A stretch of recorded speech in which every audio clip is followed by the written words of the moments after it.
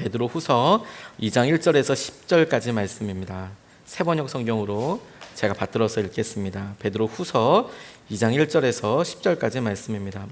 전에 이스라엘 백성 가운데 거짓 예언자들이 일어난 것과 같이 여러분 가운데도 거짓 교사들이 나타날 것입니다. 그들은 파멸을 몰고 갈 이단을 몰래 끌어들일 것입니다. 그래서 그들은 자기들을 값주고 사신 주님을 부인하고 자기들이 받을 파멸을 재촉할 것입니다. 많은 사람이 그들을 본받아서 방탕하게 될 것이니 그들 때문에 진리의 길이 비방을 받게 될 것입니다. 또 그들은 탐욕에 빠져 그럴듯한 말로 여러분의 호주머니를 털어갈 것입니다. 하나님께서는 이미 오래전에 그들에게 내리실 심판을 정해 놓으셨습니다. 파멸이 반드시 그들에게 닥치고 말 것입니다. 하나님께서는 죄를 지은 천사들을 아끼지 않으시고 지옥에 던져서 사슬로 묶어 심판 때까지 어두움 속에 있게 하셨습니다. 그는 또 옛 세계를 아까워하지 않으시고 경건하지 않은 자들의 세계를 홍수로 덮으셨습니다. 그때 그는 정의를 부르짖던 사람인 노아와 그 가족 7사람만을 살려주셨습니다. 그리고 소돔과 고모라 두 성을 잿더미로 만들어 멸망시키셔서 후세에 경건하지 않은 자들에게 본보기로 삼으셨습니다. 그러나 무법한 자들의 방탕한 행동 때문에 괴로움을 겪던 의로운 사람 롯은 구하여 내셨습니다. 그 의인은 그들 가운데서 살면서 보고 듣는 그들의 불의한 행실 때문에 날마다 그의 의로운 영혼에 고통을 느끼고 있었던 것입니다. 주님은 경건한 사람을 시련에서 건져내시고 불의한 사람을 벌하셔서 심판 날까지 가두어 두실 줄을 아십니다. 특히 더러운 정욕에 빠져서 육체에 따라 사는 자들과 권위를 멸시하는 자들을 그렇게 하실 것입니다. 그들은 대담하고 거만해서 겁도 없이 하늘에 있는 영광스러운 존재들을 모욕합니다. 아멘. 하나님 말씀입니다. 베드로 후서 3번째 강의 시간입니다. 후회하지 않는 삶을 살기 위해서 하나님께서 베드로를 통해서 베드로의 2번째 편지를 통해서 우리에게 우리가 집중하지 않았던 부분들, 주제들, 어떤 상황들을 제시해주고 도전하신다, 이렇게 붙잡고 같이 적용하고 싶습니다. 저희 딸아이가 한 번은 저한테 이런 질문을 물어봤습니다. 조금 자극적일 수도 있지만 푸세식 화장실에 빠지면 죽는 이유에 대해서 갑자기 물어보더라고요. 밥 먹다 말고. 그래서 푸세식 화장실에 빠지면 죽는 이유에 대해서 저한테 물어보길래 저는 바로 창피해서 죽지, 이런 생각이 들었어요. 푸세식 화장실에 빠지면 창피해서 죽을 거다. 또 하나, 열받아서 죽을 수도 있겠다. 저 같은 사람들은 이 실수를 어떻게 감당하냐, 열받아서 죽을 수 있겠다. 처음에는 이렇게 이야기를 했어요. 열받아서 죽든지 창피해서 죽든지 막 그런 이야기를 했는데 과학 선생님이 얘기했다는 거예요. 저희 딸 과학 선생님이 푸세식, 옛날 화장실에, 재래식 화장실에 빠지면 죽는 이유는 아니야.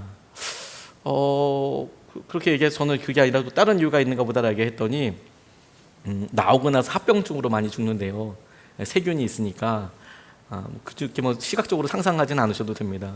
그래서 합병증으로 많이 죽는데 그것보다 더 놀랍게 빠지면 죽는다는 거예요. 이유가 뭐냐면 질식사 한다는 거예요. 여기서 상상하지 마시고. 근데 놀라운 것은 그 수위가 깊지 않아도 죽는다는 거예요. 그게 이상하지 않습니까?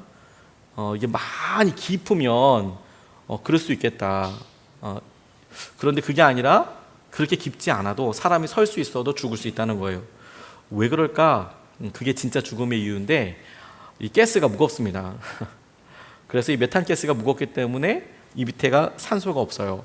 그래서 질식사를 하게 된다는 거예요. 그곳에서 빨리 나오지 못하면 그게 깊지 않아도 거기에 나와 있는 가스들로 인하여서 산소 호흡을 하지 못하기 때문에 사람들이 질식사 하게 되더라.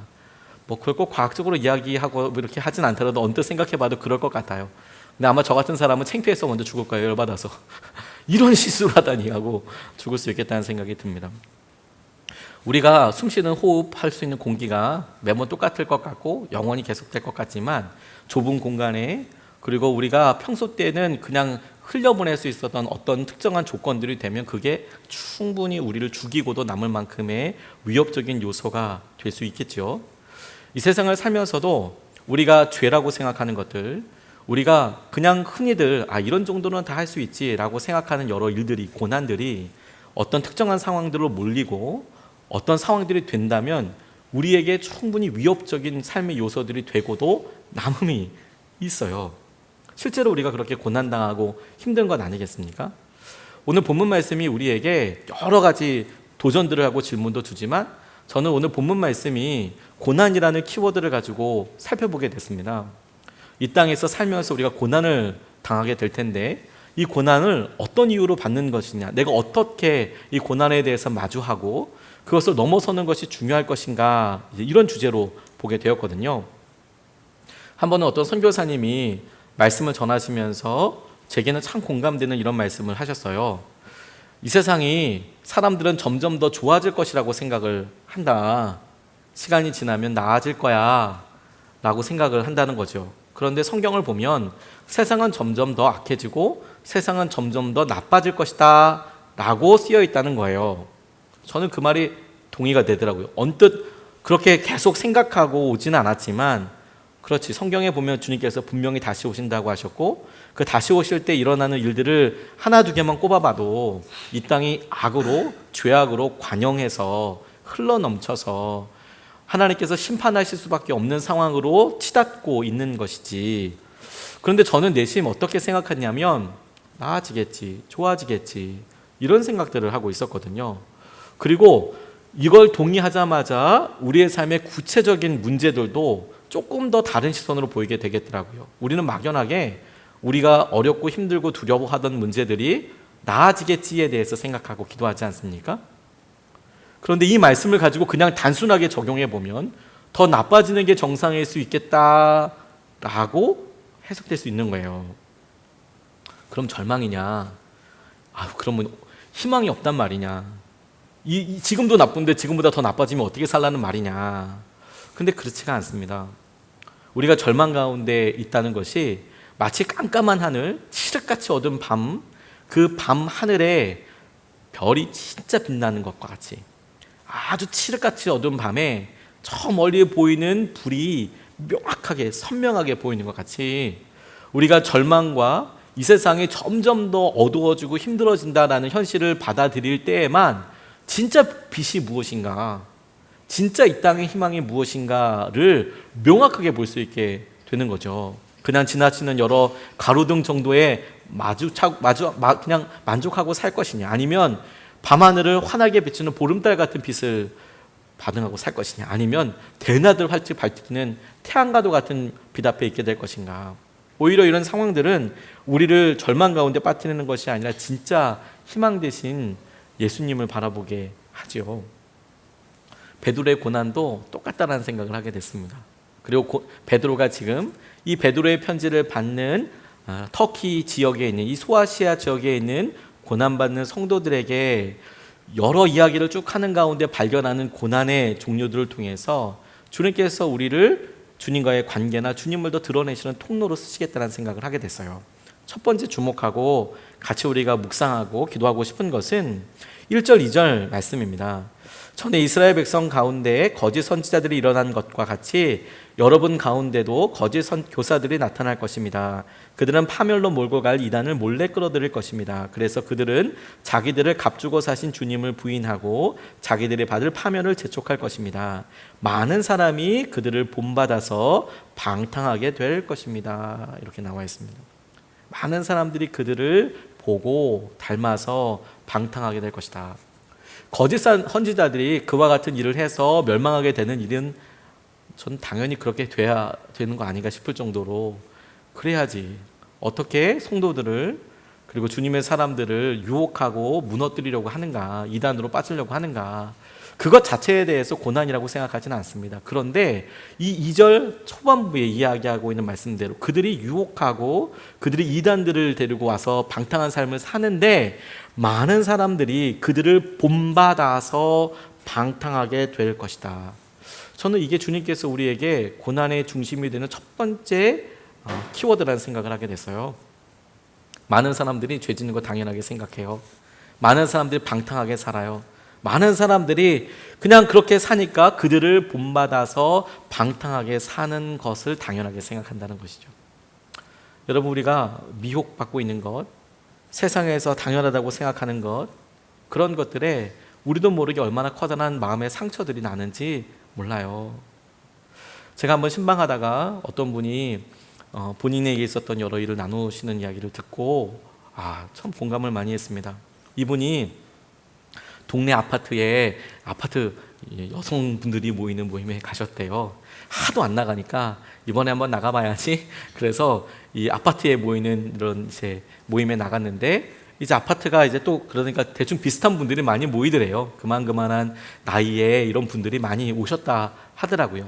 자기는 그냥 얼굴만 보고 이렇게 인사만 하고 지나가다가 그날은 이제 옷도 이렇게 그 모임이니까 이제 거기 맞춰서 이렇게 가고 그렇게 하는데 여러 이야기를 나누다가 별로 할 이야기가 없지 않습니까?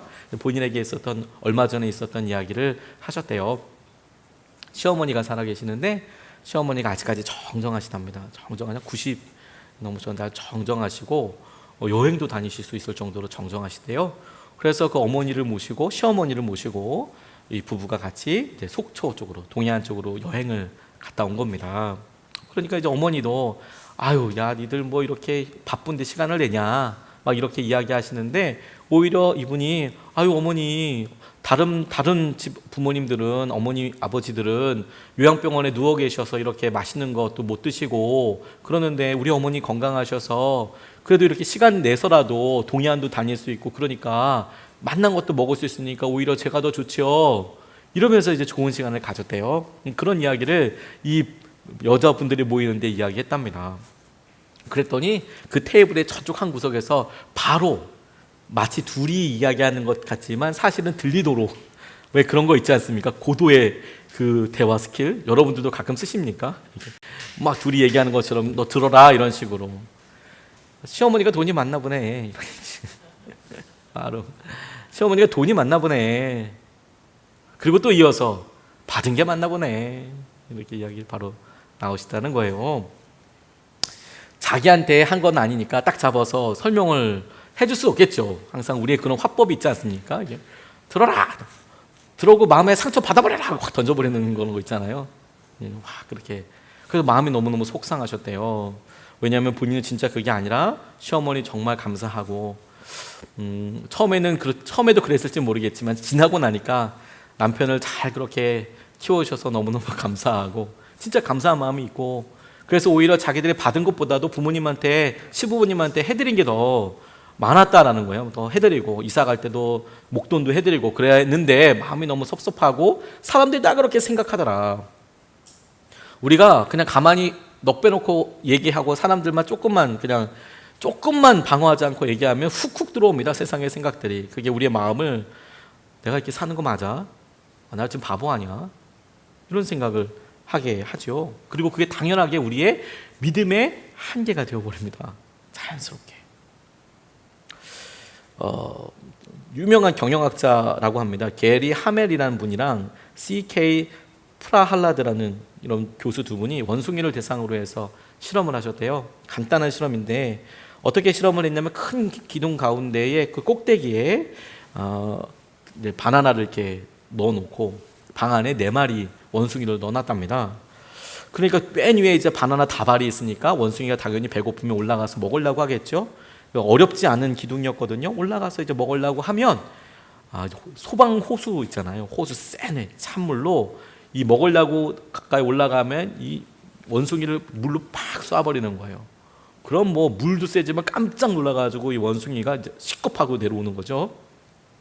그 또 한 마리가 올라가면 또 이렇게 막 물로 쏴가지고 또 깜짝 놀라게 하고. 그래서 이 4마리가 이 바나나를 먹으러 올라가면 막 물로 쏴버렸다는 거예요. 그러니까 조금 지나고 나니까 이 원숭이들이 바나나를 먹으려고 시도를 하지 않더래요. 왜냐면 올라가면 물 맞으니까. 그리고 그게 꽤 아프고 자기가 날아갈 수도 있으니까 얘네들도 이제 아는 거예요. 이거 물 맞는구나. 그런데 이게 실험이 다가 아니고 그 실험이 다 어느 정도 이 원숭이들이 이 바나나 다발을 노리지도 않게 되니까 한 마리를 바꿨대요. 이 4마리 중에 3마리를 전혀 그리고 가만히 냅뒀답니다. 그러니까 한 마리가 올라가려고 하는데 이 3마리가 말리는 거예요. 올라가지 말라고. 그리고 또 어느 정도 시간이 지난 다음에 요 4마리를 한 마리씩 다 바꾼 거예요. 다 바꿔서 나중에는 이 4마리들은 전에는 어떤 일이 있었는지 전에는 물을 맞았는지 어쩌는지 그런 걸 전혀 모르는 상황에서 이 4마리만 남게 됐는데 흥미로운 것은 뭐냐면 절대로 그 바나나를 먹으려 하지 않는다라는 거예요. 어느 순간에 시도하지 않아요. 내 마음속에 누군가는 그렇게 한계가 되고 나 이렇게 힘들었어, 어려웠어 라는 말이 뭐 그게 어떤 식으로 전달되었든지 간에 더 이상 그것을 먹으려 하지 않고 시도조차 않는 사람들이 되어 있더라. 많은 사람들이 이단들과 미혹하는 거짓 교사들이 했던 말, 그 거짓 교사들이 했던 일은 뭐냐면 당신을 위해서 피로 세우신, 목숨을 바꿔주신 예수님에 대한, 주님에 대한 여러 일들을 그냥 다 무시하고 살더라. 근데 그것을 보고 당연하게 똑같이 그렇게 많은 사람들이 방탕한 길을 걷게 될 것이다. 세상에서 우리가 똑같이 그렇게 고민을, 아픔을 당하고 힘들어 하죠. 우리가 사람을 따르면 반드시 고난에 이르게 됩니다. 거짓 교사를 따르면 반드시 패망의 길을 가게 되는 것처럼 사람들을 따르면 많은 사람들이 그들을 따라서 방탕한 길로 빠지게 된다는 것은 뭐냐면 그 삶의 중심이 사람들을 보고 가게 되는 것, 사람들의 영향을 받고 사람들을 쫓아서 가는 그런 일이 나면 그 사람이 누구든지 간에 어려움과 아픔을 직면할 수밖에 없게 된다는 거예요. 그게 주님께서 고난을 통해서 우리에게 첫 번째 우리에게 이야기하시는 거예요. 그 고난이 누구 때문인가? 너 누구를 보고 있는 건가? 우리가 사람을 따라서 고난받고 고난이 뻔히 예견되는 길을 갈 것인가, 아니면 주님을 따라가는 길을 갈 것인가 하는 것이죠. 이재철 목사님이라고 100주년 기념교회를 사역하셨던 목사님입니다. 지금 은퇴하셨습니다. 작년 11월 18일에 은퇴하셨다고 합니다.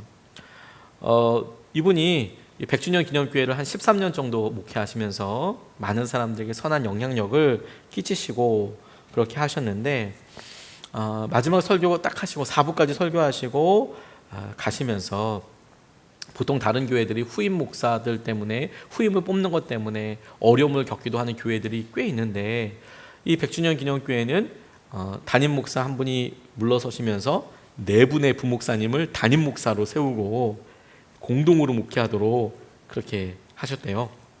그래서 그걸 위해서 거의 한 7개월, 8개월 정도를 계속해서 이렇게 좀 그렇게 하도록, 본인이 있을 때 잘 그렇게 하시고 팀 목회를 하도록 그렇게 하시고 했다는 거예요. 그리고 가만히 그만하면서 그 마지막 설교하는데 제가 그 말씀을 들어봤어요. 길지도 않은 말씀을 전하시더라고요. 이분의 말씀을 딱 한마디로 이야기하면 이제 이재철이라는 사람을 철저히 버려야 합니다, 이렇게 말씀하시더라고요. 교회가 이렇게 부흥하고 교회가 어느 정도 사람들에게 영향력을 끼칠 때까지 본인의 영향이 있었다 없었다 뭐 이렇게 얘기하기도 민망하겠지만, 근데 확실한 것은 뭐냐면 그 교회가 이재철 목사님의 표현에 따라서 우리 교회가 주님의 교회가 되기 위해서는 내가 철저히 버림을 받아야 하더라. 모세가 그렇게 되던 것처럼. 본인 스스로 한 이야기이지만 되게 울림이 있더라고요. 자기를 철저히 버려야 한다. 그래서 그곳을 떠나서, 서울을 떠나서 저쪽에 거창으로 내려가셨다고 그래요. 거창으로 내려가서 거기서 농촌에서 이렇게 귀향하셔서 살게 되셨노라고.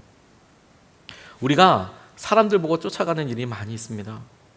그런데 그분들이 사실 되게 좋은 분일 수도 있어요. 그리고 훌륭한 분일 가능성도 굉장히 높습니다. 그런데 저는 이재철 목사님 보면서 그분을 존경하면서도 동시에 그분의 말을 따르는 것이 주님의 음성이라는 생각을 하게 됐어요. 그분을 존경하면서 그 생각이 맞다라고 생각하면서, 그러니까 또 이재철 목사님을 내가 따라가야지라고 생각하는 순간 내가 덫에 걸리는 거죠. 그렇구나. 그러니까 사람을 바라보지 말고, 그렇게 훌륭하게 앞길을 간 사람도 있는데 그렇게 가게 된 이유는 뭐냐면 은퇴할 때에도 마지막 순간에도 하나님을 놓치지 않았기 때문에 그와 같은 길을 갔다, 그렇게 하신 하나님을 바라봐야 하는 거구나. 우리에게 거짓 선생이냐, 혹은 우리에게 어떤 미혹을 하는 사람이냐, 그것이 실제로 우리가 살면서 만나게 될 때는 명확하게 구분이 잘 안 돼요. 당장 앞에서는. 근데 명확하게 구분되는 기준이 하나 있어요. 내가 사람을 따라갈 것인가, 주님을 따라갈 것인가. 그건 명확하게 구분이 되거든요. 그런 이런 고난을 통해서, 미혹이라는 고난을 통하여서, 세상의 여러 한계들과 믿음의 한계를 통하여서 우리가 첫 번째로 주님을 기준으로 사는 것에 대해서 마음을 두어야 하는 거구나.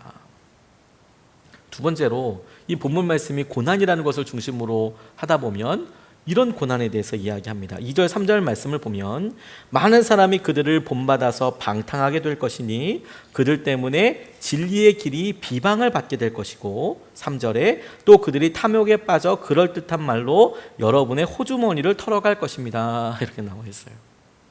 두 가지 고난, 두 가지 어려움을 보게 되는데, 하나는 그렇게 거짓 선지자들이, 거짓 교사들이 앞에서 말도 안 되는 일 하는 것을 통해서, 그리고 그런 사람들의 유혹과 인도를 따라서 우르르 사람들이 가는 것을 통해서 진리를 따라 사는 사람들이 비방을 받게 될 것이다. 이게 우리가 당하는 고난, 어려움이고, 두 번째, 그 사람들이, 이 거짓 교사들이 여러분들의 호주머니를 털 거야. 여러분들에게 어떤 재정적인 손해를 입힐 것입니다 라고 그렇게 베드로가 이야기하고 있는 것이죠. 이게 우리에게 굉장히 중요한 생각거리를 줍니다. 비방에 대해서 자연스럽게 이해가 되더라고요. 앞에 우리의 선배들이, 믿음의 선배들이 했던 일들이 우리에게 어떤 표현을, 어떤 마음을 갖게 하는지 의미가 우리 많이 알고 있습니다. 실제로 우리 주위에서 안타깝지만 그런 사람들을 많이 보게 돼요. 제가 개인적으로 참 좋아하는 목사님이 계셨습니다. 누구라고 밝히기는 좀 그렇고요. 좋은 상황이면 얼마든지 밝히겠지만, 그분의 모든 것을 다 존경한 것은 아니고 좋아하는 것은 아니었지만, 그분이 가지고 있는 복음에 대한 열정과 그런 열정 때문에 막 청년들이 막 살아나고 일어나는 것에 대해서 굉장히 주목하게 됐어요.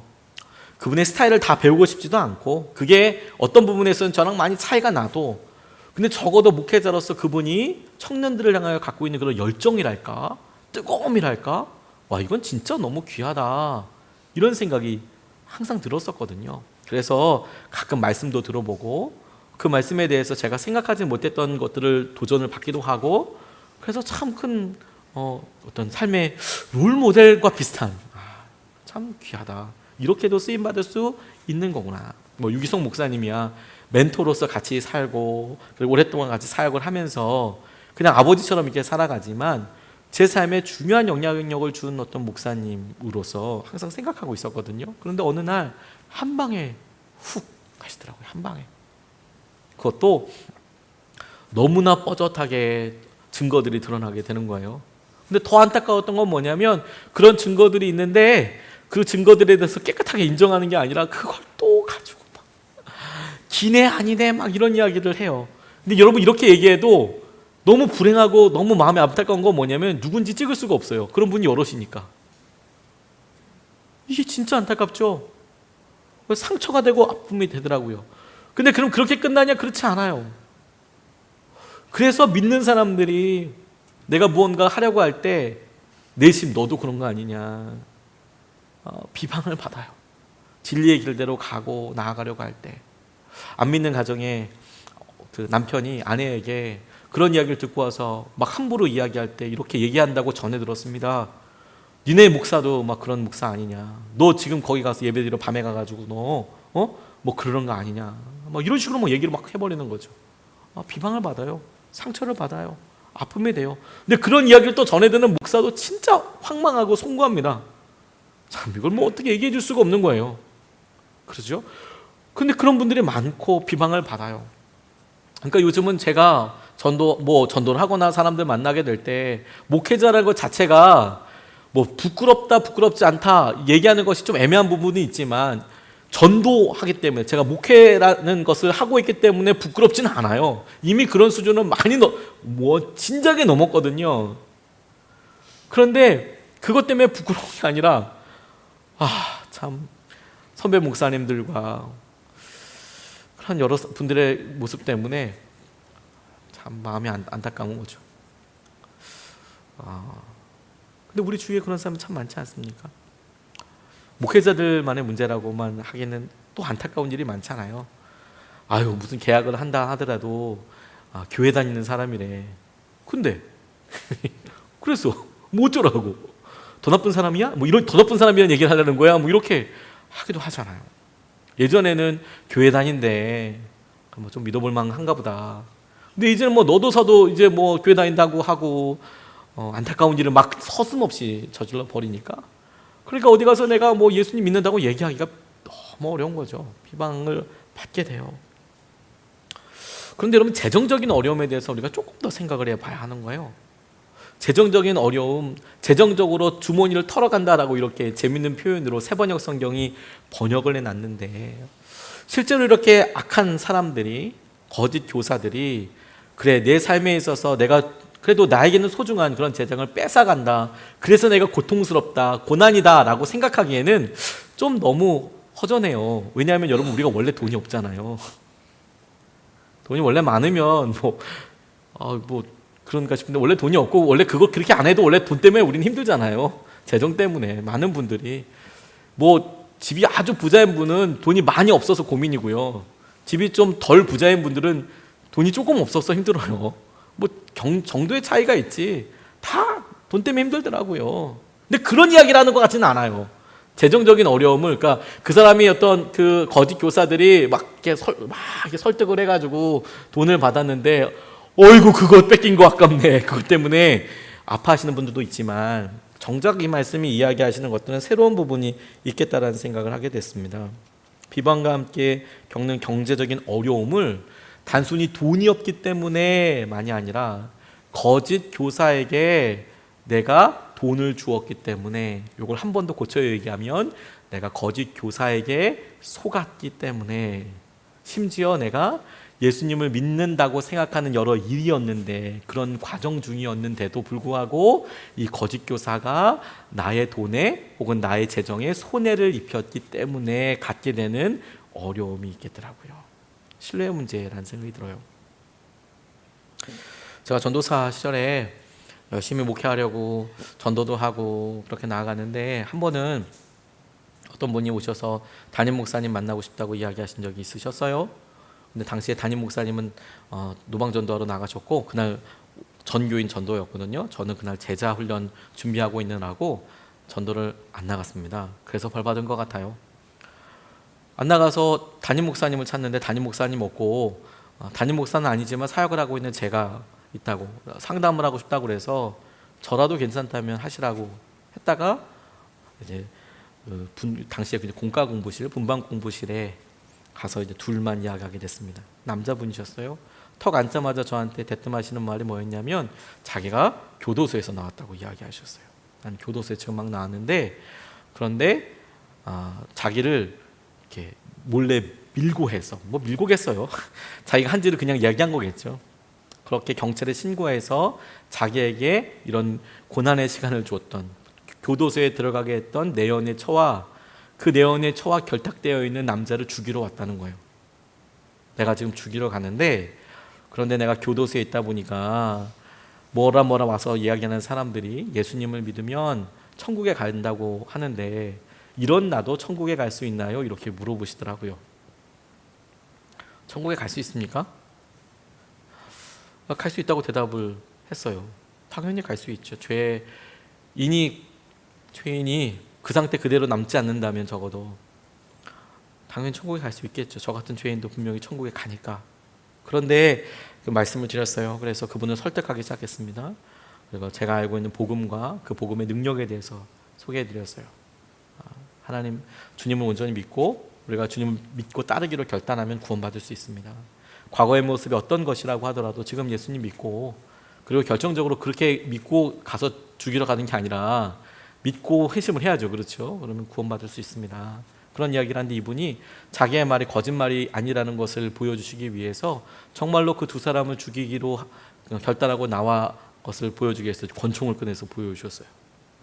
21세기에 대한민국에 권총이 돌아다닌다는 것을 그때 처음 봤어요. 나중에 이런 이야기를 하니까 그거 가짜 총 아니냐고 이야기하시는 분들이 계시는데, 모르겠습니다. 제가 직접 만져보고 이건 아니거든요. 근데 제법 두꺼웠고, 저도 군대 있을 때 권총 많이 봤습니다. 그냥 권총 보여주시더라고요. 거짓말 아니구나. 더 간절히 기도했죠. 간절히 기도하고 하나님 지혜 주셔서 이 사람을 지금 설득할 수 있도록, 복음으로 설득할 수 있도록 그렇게 간절히 기도했습니다. 간절히 기도하고 나서 이분이 영적 기도를 하셨어요. 그리고 예수님을 믿기로 하셨어요. 너무 감사하더라고요. 그런데 이어서 본인이 조직에 쫓기고 있대요. 조직에 쫓기서 이 서울에서는 살 수 없고 부산에 내려가서 살아야 하는데, 한 150만 원 정도 있으면 살 수 있을 것 같아요. 당시 제 월급이 150만 원 안 됐습니다. 근데 여러분 다들 그렇지만 그때 제가 신혼이었거든요. 그때 저희 집사람이 우리 첫째 임신했을 때여서요. 근데 여러분 다들 가정의 살림들이 빤하지 않습니까? 만약에 100만 원을 월급을 받으면 90만 원 저금하고 10만 원 쓰는 거잖아요. 그렇죠? 90만 원 저금하고 10만 원 쓰는 거잖아요. 근데 대부분 가정이, 저희 가정은 노멀하게 120만 원 쓰고 20만 원 빚지는 이런 이게 100만 원이 들어오면 사실 이게 나갈 때는 다 정해져 있고 그렇지 않습니까? 100만 원이 들어오면 120만 원이 나가는 거고 20만 원이 빚지는 삶이잖아요. 근데 이 사람이 150만 원에 대해서 이야기를 하더라고요. 근데 저희 집엔 그만한 모아둔 것도 없고요. 제 월급이 그만큼도 되지 않았습니다. 그런데 그럴 때 항상 주님께서는 절대로 생각나면 안 되는 그런 말들이나 도전들을 하시잖아요. 한 영혼이 천하보다 이런 생각은 꼭 그럴 때만 나요. 평소 때는 잘 나지 않고 정말 고민되고 힘들더라고요.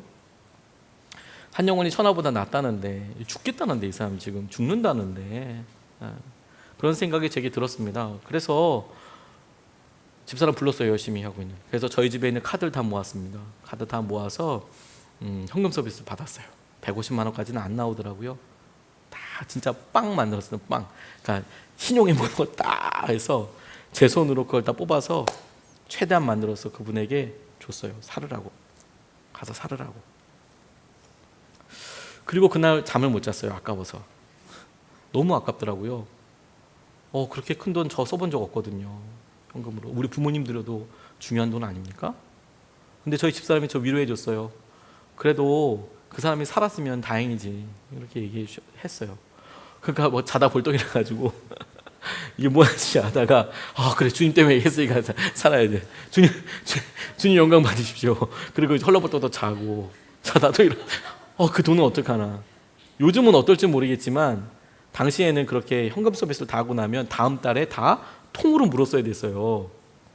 그러니 뭐 월급을 받아도 갚을 수 있는 방법이었고, 결혼을 갓 했는데 부모님한테 가서 제가 그런 2차 1차 했으니까 아버님 돈 좀 주십시오라고 어떻게 얘기를 합니까? 어떻게.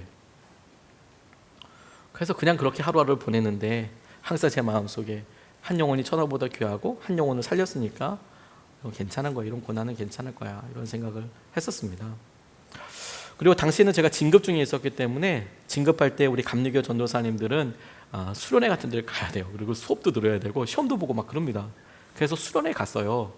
가서 뭐 이렇게 얘기하는데 그런 이야기를 누구한테 이야기하겠어요? 저희 가족만 이렇게 알고 이렇게 있는데 한참 여러 사람들과 이야기하고 있는데 이런 사고 전파, 그러니까 이런 사고가 있으니까 조심하세요라는 식의 방송이 나오더라고요. 저희가 기숙사 같이, 기숙사는 아니고 어떤 수련회 같은 데 있어서 수련회장에 이렇게 있고 흩어져서 있는데 그걸 그냥 사람들 강의 시간에 이야기하는 것도 아니고 방송으로 뜬금없이 나오는데, 제가 당시에 정릉이라는 곳에서 사역하고 있었어요. 정릉이라고 고려대 넘어서 쪽에 있는 데입니다. 그런데 봉천동에 계신, 서울대 근처에 계신 한 전도사님이 사고를 당하셨는데, 혼자 있을 때 어떤 사람이 와서 권총을 갖고 와서 사람을 죽는다고 하고, 그래서 150만 원을 줬다는 거예요. 난 처음에 제 얘기하는 줄 알았어요. 정릉인데, 봉천동 아니고 정릉인데. 그래서 조심하시라고. 요즘 그런 일이 많이 있으니까 조심하라고 방송이 나왔어요. 돌아버리겠더라고요, 진짜. 그 다음부터는 잠이 안 오는 게 아니라 진짜 하나님 미워, 이런 수준이 됐어요. 앞으로 계속 목회해야 하는데 제게는 거린들도 많이 만나게 되지 않겠습니까? 가난한 사람도 있지 않겠습니까? 저희 성도들 가운데 어려운 사람도 있지 않겠습니까? 저에게 얘기도 하지 않겠습니까? 근데 하나님 앞에 진짜 뭐 어떻게 분별하겠어요? 어떻게 분별하겠어요? 이 사람이 진짜인지 아닌지. 그리고 저는 그때 진심으로 정말 기도했거든요. 그냥 장난 삼아서가 아니라 진짜 진심으로 하나 이 사람 구원해 주십시오. 그리고 그렇게 구원하기 위해서 복음 전한 것도 진짜 진심이었거든요. 그리고 제가 느끼기에는 그 사람이 정말 진심으로 영접한 것처럼 보였거든요. 그런데 그게 다 제게 돈을 얻기 위해서 그렇게 한 과정일 가능성이 아주 높다라는 것을 알게 됐어요. 제일 첫 번째 변화는 뭐냐면 그냥 기도가 막히더라고요. 기도가 안 돼요. 오랫동안 기도가 안 되더라고요. 오랫동안 기도가 안 되더라고요. 사람들 못 믿겠더라고요. 성도들 어떻게 믿습니까? 힘들다는 사람은. 제가 힘들다고 찾아오는 사람들은 어떻게 믿습니까? 그렇게 당하고 나니까. 하나님께 기도하고 하나님 무슨 감동 주실 때 하나님 이 감동은 주님의 감동이 아니죠. 누구 도우라는 건 주님의 감동일 수가 없지요. 이렇게 반응하게 되지 않겠습니까? 근데 하나님께서 저를 기가 막힌 방법들로 회복시켜 주시더라고요. 당시에 저희 첫째 딸이 이제 임신해 왔는데 저희 사람이 딸기 좋아했거든요. 근데 저한테 현금이 없었어요. 이게 통장으로 딱 들어오면 이제 카드 다 연체 다 올스탑 되는 거 아니겠습니까? 그러면 저 은행에 딱 돌아오자마자 11조 띄고 진짜 11조 정도만 띄고 11조는 안 할 수 없으니까 헌금만 최소 헌금만 딱 띄고 그냥 나가는 거예요. 카드는 정지. 그리고 진짜 생활비 가지고 하는 거예요. 그러니까 너무 힘들죠. 뭐 누가 힘들다고 얘기도 못 하고 신혼이고 당황스럽죠. 근데 집사람이 딸기 먹고 싶다고 얘기하는데 저희 집에 당시 인삼 딸기라고 있었어요. 인삼 딸기. 지금도 팔걸요? 왜 빨간색 소쿠리에 이렇게 잔뜩 이렇게 넣어놓고 3,000원, 2,000원 이렇게 팔아요. 말만 잘하면 5,000원에 엎어주고요, 2개. 그런데 저기 현금이 없으니까 그걸 사 먹을 수 있지가 못하는 거예요. 근데 딸기 먹고 싶다고 그러는데 딸기를 사줄 돈이 없는데 그게 뭐 500만 원도 아니고 5만 원도 아니고 3,000원인데 사줄 돈이 없는 거예요. 되게 자괴감도 느끼고 힘들고 어렵더라고요. 당시에 저희 집에서 교회까지 재래식 시장을 통과했었어야 됐거든요. 사태까지. 그런데 그냥 진짜 마음이 너무 힘들고 괴롭고 진짜 이게 뭐야 하나님 이게 믿었더니 이게 뭐야 이런 생각을 하고 있을 때 지나가는데 한 권사님이 저에게 전도사님 집에 가세요 물어보면서 이거 집에 가서 드세요 하면서 검정 비닐봉지를 제게 이렇게 주셨어요. 집에 가서 검정 비닐 이렇게 열어보니까 그 안에 딸기 들어있더라고요. 진짜 놀랐어요. 쌀 떨어졌을 때 쌀 팔러 갈 수가 없지 않습니까? 저희 집 사택을 어떻게 알았는지 또 깜장 비닐봉지가 저희 집 앞에 걸려 있는 거예요. 그 안에 이렇게 쌀이 들어있는 거예요. 김치도 그렇게 배달되어 있는 거예요. 항상 제일 앞거는 메론이에요. 메론은 자주 종종 먹을 수 있는 그런 아이템이 아닙니다. 참외는 좀 낫잖아요. 메론은 좀 일단 크죠. 맛도 비슷한데 가격도 차이가 많이 나요. 일단 덩어리가 압도적이잖아요. 메론 먹고 싶다는 거예요. 메론은 또 어떻게 되나. 근데 당시 저희가 추수감사절이었는데 제가 섬겼던 교회들은 여선교회에서 이렇게 선교회별로 정성스럽게 바구니를 만들어서 미리 연락되어 있는 뭐 독거노인분들 사는 정로원이나 뭐 이런 데에 그 바구니를 예배 드리고 예배 때 봉헌하고 헌물하고 그걸 그대로 들어가서 이렇게 전달하곤 했어요. 참 귀한 일이죠. 여선교회에서 그렇게 했거든요.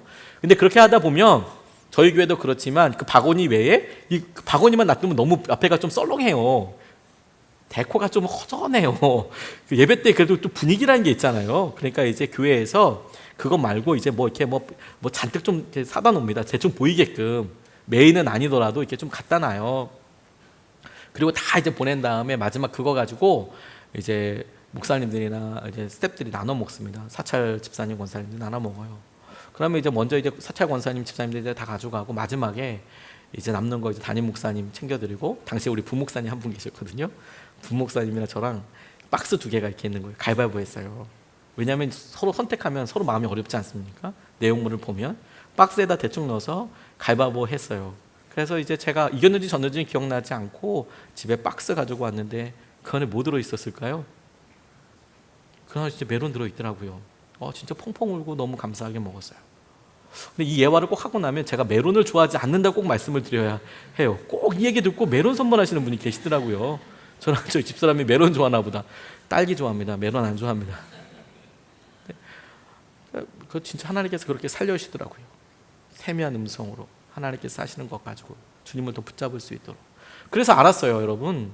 지금 그런 거짓 교사들이 너희들에게 경제적인 타격, 너희들이 꼬셔서 주머니를 털어간대요. 표현 정말 놀랍지 않습니까? 성경에 털어간대요. 그러면 경제적으로도 좀 헛헛하죠. 손해를 봐요. 근데 그것보다 더 심각한 타격이 뭐냐면 하나님을 못 믿게 돼요. 그 다음부터 쭈뼛쭈뼛 되는 거죠. 하나님은 어떻게 합니까? 하나님의 일을 또 이렇게 내가 흘려보내고 내가 또 이렇게 전심을 다했는데 거짓 교사면 어떻게 해요? 그 교회가 틀리면 어떡할 거예요? 이게 아니라고 얘기하면 어떡할 거예요? 나중에. 근데 여러분 바로 그렇기 때문에 하나님께서 우리에게 도전하시는 믿음의 실험을 하지 못해요. 그게 진짜 커다란 손해라는 거예요. 그게 진짜 엄청난 어려움이라는 거예요. 주님을 신뢰하지 못하게 되어서 어려움을 겪게 되는 거죠. 주님이 회복시키셔요. 그러니까 두 번째 고난, 내가 거짓 교사들 때문에 내가 비방도 당해. 왜 저런 사람은 저렇게 믿음 생활해서 나까지 이렇게 어렵게 하는 거야. 내가 왜 한 번 이렇게 어느 교회에서 섬겼더니 이게 나한테 왜 이렇게 힘들고 피곤하게 하는 거야. 다시 내가 헌금 하나 봐라. 이런 게 아니라 내가 주님을 못 믿게 됐겠구나. 내가 주님을 붙잡지 못하고 있는 거구나. 사람들의 시선을 더 신경 쓰고 있는 거구나. 그럴 때는 뭘 붙잡아야 하냐면 내가 주님과의 관계가 정상인가? 주님과의 관계가 건강한가?를 물어야 한다는 거예요. 그런 고난을 통해서 내 안에 사람을 믿지 못하고 주님을 신뢰하지 못하고 재정에 대해서 두렵고 손해난 것만 커 보이고 그 손해난 것 때문에 거룩하신 하나님, 전능하신 하나님을 믿지 못하게 된 어마어마한 사건과 결과에 대해서는 우리가 그게 중요하다고 생각조차 못하는 거예요.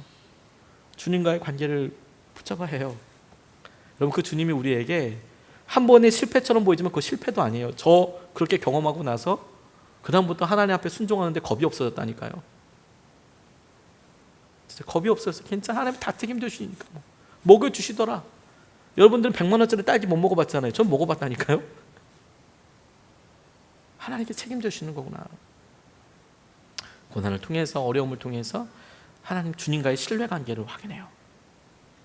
세 번째로 제가 이 말씀 가운데 제일 소중하게 제가 품고 묵상했던 건데요, 7절부터 9절 말씀에 그러나 무법한 자들의 방탕한 행동 때문에 괴로움을 겪던 의로운 사람 롯은 구하여 내셨습니다. 그 의인은 그들 가운데서 살면서 보고 듣는 그들의 불의한 행실 때문에 날마다 그의 의로운 영혼에 고통을 느끼고 있었던 것입니다.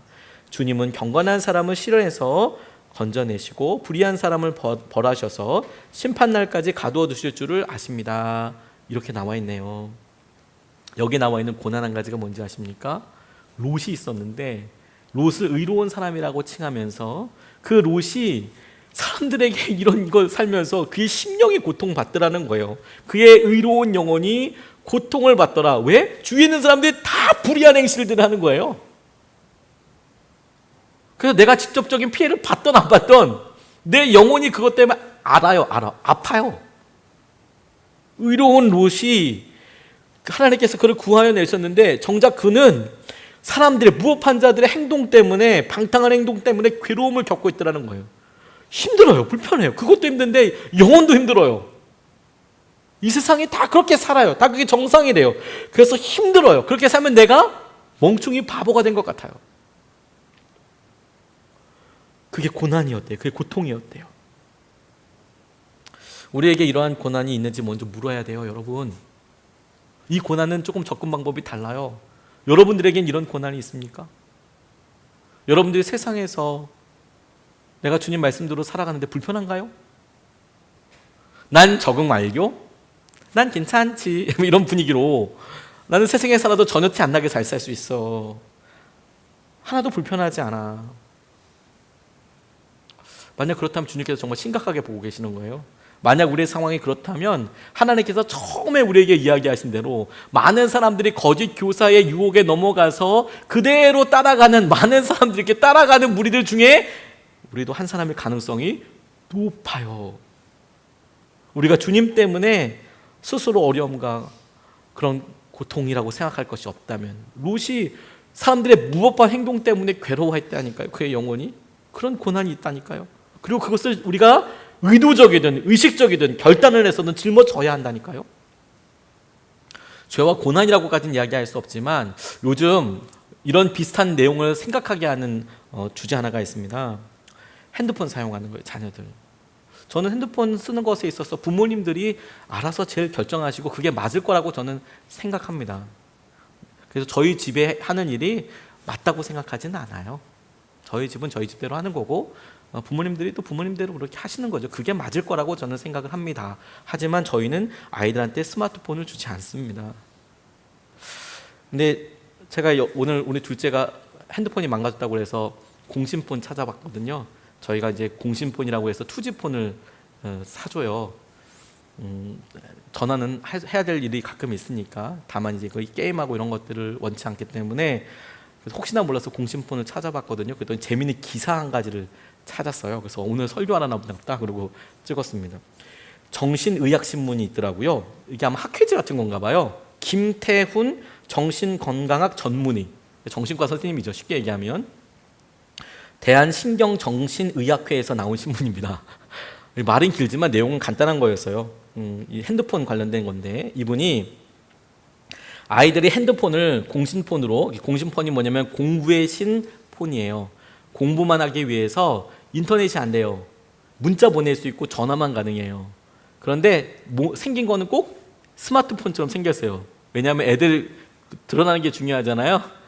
똑같이는 보여요. 그런데 그걸로 인터넷도 안 되고 아무것도 안 돼요. 사전 기능이 있어요. 뭐 이런 그 공부의 신 핸드폰이 있어요. 그래서 공신폰이라고 불러요. 이는 아이들이 공신폰을 바꾸는 것이 얼마나 어려운 것인지 보여준다. 마치 공신폰으로 바꾸는 것이 데모, 파업을 할 때 지도부의 투쟁 의지를 보여주기 위해 삭발하는 모습과도 비슷하다고 할 수 있다. 애들이 핸드폰에서, 스마트폰에서 공신폰으로 바꾸는 게 그런 어마무시한 결단이라는 거예요. 바꿔 말해 아이들이 스마트폰을 사용하지 않겠다고 하는 것은 스스로 왕따를 자처하는 꼴이고 손쉽게 스트레스를 풀 방법을 포기한다는 것을 의미하기 때문이다. 이 정신과 의사가 쓰인 겁니다. 한 가지 흥미로운 것은 실제 필자는, 이 정신과 선생님은 실제 필자는 진료 현장에서 학교 생활에 적응하지 못하고 자해를 하는 아이들에서 스마트폰 사용 시간이 주중 3시간 이상, 주말 8시간 이상 정도로 많이 사용하고 있다는 사실을 목격하게 된다. 그러니까 날마다 3시간 이상씩 하는 거예요. 그리고 주말에는 8시간씩 하는 거예요. 또 이런 아이들을 치료하기 위해 스마트폰 사용을 중지하자 우울증과 충동성 증상이 빠르게 감소하는 모습을 보였다는 점이다. 이는 과도한 스마트폰 사용이 단지 물리적으로 공부 시간만을 빼앗는 것이 아니라 아이들의 정서적 황폐화를 동시에 야기한다는 것이다. 따라서 정서적 문제가 있는 청소년을 치료할 시 가장 먼저 고려하거나 가장 쉽게 개선 효과를 보이는 것들 중 하나가 스마트폰 사용을 강제로 줄이는 것이다. 라고 그분은 이야기하셨더라고요. 왜 이런 이야기를 하냐면 아이들한테 물어봐요. 니네 반에 스마트폰 없는 사람은 몇 명이냐 물어보면 꼽아요. 3손가락으로. 어쩔 때는 혼자, 둘, 셋. 그 카카오톡을 만들어요. 그래서 선생님이 공지를 카카오톡으로 해요. 지난 일이지만 그래서 전화한 적도 있어요. 담임 선생님한테. 아니 수업할 때는 핸드폰 다 뺏으면서 공지를 카카오톡으로 하면 핸드폰을 사란 말이냐 말란 말이냐. 그렇게 하면 그러면 그거 공지하면 스마트폰 없는 사람은 어떻게 하란 말이에요. 그 공지를 어떻게 받는단 말이냐. 그래서 이제 저희들 형편을 이야기해야 될 정도로 요즘 스마트폰은 공짜로 살 수 있어요. 공신폰은 돈 내고 사야 돼요. 더 비싸요. 더 비싼다니까 엄청 비싸진 않습니다, 여러분. 그게 또 뭐 몇백만 하고 이런 건 아니에요. 네. 말이 그렇다는 거지. 요즘은 이제 이렇게 할인 액정으로 이렇게 해가지고 이렇게 싸게 가는 거지. 이게 실제로 스마트폰이 더 비싸겠죠. 근데 실제로 그걸 아이들이 갖게 하는 데 있어서 발생하는 재정이 스마트폰 바꿔버리면 여러분 그냥 그 신분증만 가져가면 그냥 핸드폰 바꿔줘요. 좋은 핸드폰으로. 물론 그날 청구되는 것은 한 10만 원 나오겠지만 그런 거 상관하지 않고 가면 핸드폰 그냥 공짜입니다. 근데 애들 그거 안 해줘요. 그러니까 다 이제 막 우리 애들도 우리 부모님이 아빠가 죽이려고 하는 거나 막 이렇게 처음에는 생각하고 막 그렇게 다 그렇게 하니까 다 생각하니까 그렇게 그런가요? 이제 불편하지 않는데 뭐 불편하다 가끔 얘기하지만 더 사랑해줄 마음이 준비되어 있는데 더 많이 사랑해줄 건데 더 시간을 많이 내줄 건데 애들이 정 안 되면 제가 제 핸드폰을 없애서라도 제가 어느 날 투지폰을 바꾸고 올 수도 있어요. 애들이 하도 그러면 제 핸드폰 없애버리고 전 제가 투지폰 쓸 가능성도 있어요. 아이패드 쓰면 되니까. 아이들을 위해서는 얼마든지 할 수 있죠. 근데 모두가 다 그렇게 생각하니까 주위에 그게 뭐 이상하게 생각해요. 그게 뭐 특별하다고 생각해요. 그렇지 않아요. 정말 아이를 사랑하고 표현하는 방법 중에 저희 부부가 생각해낸 그냥 방법 중에 하나예요. 절대 핸드폰은 대학 입학할 때 사준다. 대학 입학할 때 사준다. 그전에는 스마트폰은 없다. 저의 동력자로 빌 게이츠를 봤습니다. 빌 게이츠도 자기 자녀들한테 18세인가 16세까지는 핸드폰 안 사줬대요. 스마트폰. 빌 게이츠가 돈이 없어서 세계에서 제일 부자인 사람이잖아요. 자기 자녀들한테 18세인가 16세인가까지 핸드폰 안 사줬대요. 아이패드는 아예 못 사게 하고요. 그렇게 하더라고요. 우리가 우리 성에 당연하게 생각하는 게 많아요. 근데 왜 그렇게 하죠? 아이들이랑 씨름하기 싫어요. 왜냐면 진짜 잘 보이고 싶거든요. 그 씨름하고 그냥 그거 뺏으려고 그러면 진짜 힘들거든요. 그거 괜히 하기 싫어요. 그냥 냅두고 적당히 좋게 하고, 또 적당히 좋게 하면 본인도 쉴 수 있어요. 냅두면 조용하잖아요. 냅두면 그거 하고 이렇게 있으니까 애들이 저 앞에서 막 이거 하고 있다고요. 뭐 저희 애들은 안 하느냐? 그렇지 않아요. 막 하는데 옆에 가서 또 이렇게 보고 있어요. 또 처량하게. 너무 또 그 몸 또 안타까워 짠하기도 해요. 근데 그게 옳다고 생각하는 거죠. 내가 믿음에 있어서 그냥 핸드폰을 쓰냐 스마트폰이냐 이거는 그냥 넘어갈 수 있는 가정의 어떤 선택과 결정으로 생각할 문제일 수도 있지만, 믿음 생활은 조금 더 심각해지지 않습니까? 믿음 생활에 있어서 우리가 당연히 그렇게 결정하고 나아갈 것에 대해서 그렇게 하지 않더라라는 거예요. 그렇게 하지 않더라.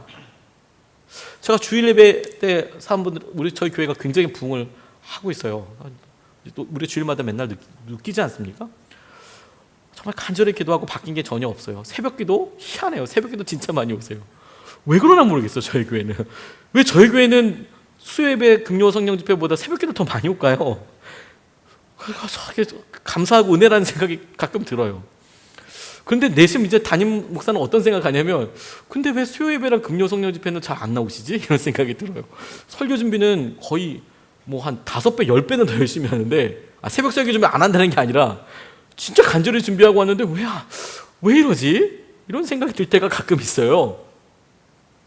얘기를 해야 되나? 말아야 되나? 해야 되나? 말아야 되나? 그런데 율법이 아닌 은혜를 생각하는 게 되게 중요하겠더라고요. 수요예배나 금요성예배나 새벽예배를 나온다고 저는 반드시 믿음이 성숙한다고 율법적으로 생각하진 않아요. 수요예배를 나온다고 더 믿음이 더 좋은 사람일 거라고 무작정 생각하지는 않습니다. 율법적으로 어떻게 그렇게 할 수 있겠어요? 사정이 있겠지. 그리고 본인이 직장에서 일을 하겠지. 저도 상식적인 사람인데 그렇게 하겠지. 바쁘고 어려운 시기니까. 그런데 이런 생각도 했어요. 그게 분명히 믿음을 어떻게 얘기하진 않을 거야. 하지만 영적인 성숙과 기름 부으심에 대해서 고민한다면 율법적인 방법이 아니라 그 은혜 때문에 반드시 예배에 나올 거라는 생각이 있어요. 제게는 그걸 사모하니까 반드시 결단하게 될 거야. 제가 아는 주님은 저한테 항상 그렇게 얘기하거든요. 저한테 막 위협을 가한다거나, 야 차 목사, 너 이번 달까지 뭐 몇 도까지 못하면, 성경 몇 도까지 못하면 너 해임이야, 이렇게 얘기하지 않으시고 그냥 주구장창 기다려주시던데요. 기다려주시고 인격적으로 참으시고 또 기회 주시고 또 기회 주시고 계속 기회 주셔서 언젠간 일어나게 하시더라고요. 그 다음부터는 제가 주님 따라서 계속 이거 놓치지 않으려고 계속 아등바등하게 하시던데요. 의로운 사람이 고통받아요. 그런데 여러분, 그렇게 의로운 사람이 그 모습을 가지기 위해서 우리가 따라가는 주님의 주님의 방법을 제자도라고도 이야기하더라고요. 제자로 살려고 하기 때문에 생기는 심령의 고통이 있어요. 아픔이 있어요. 어려움이 있어요. 디트레이트 본헤퍼가 은혜와 제자도는 서로 뗄 수 없다. 이 말은 뭐냐면, 은혜를 받으면 내가 그 은혜를 지키기 위해서, 내가 그 은혜를 유지하거나 내가 더 놀라운 은혜를 경험하기 위해서 내가 스스로 결단하고 스스로 멍에를 지고 스스로 사명을 다하고 스스로 하는 일들이 없을 수 없다. 이거 뗄 수 없다, 두 개를. 그런데 디트로이트 본헤퍼가 이렇게, 하지만 오늘날 우리는 이들을 떼어내려고 하고 있다. 그런 거 안 해도 나는 은혜를 누릴 수 있어, 괜찮아, 이렇게 생각한다는 거예요. 제자도는 어려운 것이 아니라 단순히 은혜에서 비롯하는 삶이고, 따라서 은혜가 곧 제자도라는 사실을 아는 자들은 행복하다. 정말 그래요. 그렇게 행복해요. 여러분, 우리가 예수님 때문에 힘들고 불행하다고 생각되세요? 너무 힘들고 거추장스럽다고 생각하세요? 그러면 오늘 본문 말씀처럼 내가 롯이구나 생각하시면 돼요. 내 심령이 고난받고 있대요. 근데 주님은 그걸 나쁘다고 생각하지 않고 그런 거야. 그래서 주님께서 그들을 지키시고 눈동자와 같이 보호하시는 거예요. 오히려 그런 게 없다면, 내가 예수님을 믿는데 내게 부담도 없고 뭐 어디 있으나 뭐 너무 좋고 이러면 오늘 회개기도부터 해야 된다니까요. 그러면 회개기도부터 오늘 우리 같이 이 말씀을 붙잡고 찬양하고 같이 기도하고 싶습니다. 하나님께서 우리 피난처가 되세요. 우리가 고난과 어려움 가운데 주님께서 주님 보게 해주고 나아가게 해주시잖아요. 주님 우리가 찬양하면서 같이 우리가 붙잡을 수 있으면 좋겠습니다. 하나님은 우리의 피난처가 되시며